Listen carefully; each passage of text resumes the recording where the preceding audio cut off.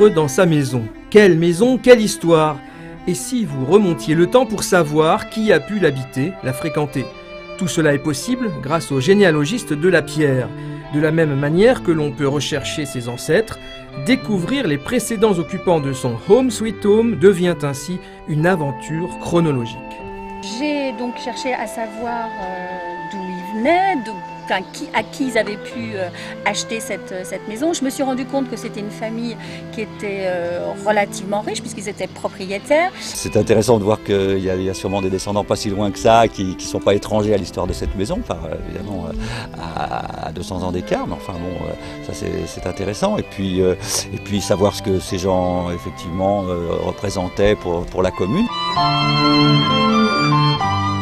Alors, ancienne maison du bonheur, lieu de drames épouvantables, ex-commandantour ou encore maison hantée, il y a parfois des surprises, mais le contrat est très clair, pas de mensonges par omission.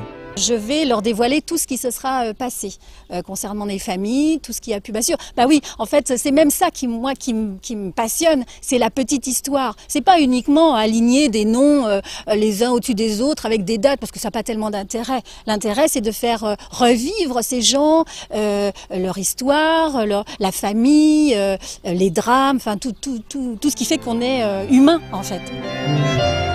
En France, il n'y a que quelques généalogistes de la maison, un plaisir qui a tout de même son prix, entre 900 et 1500 € selon les travaux de recherche, mais vivre dans un espace dont on sait l'histoire peut redonner un supplément d'âme à la bâtisse.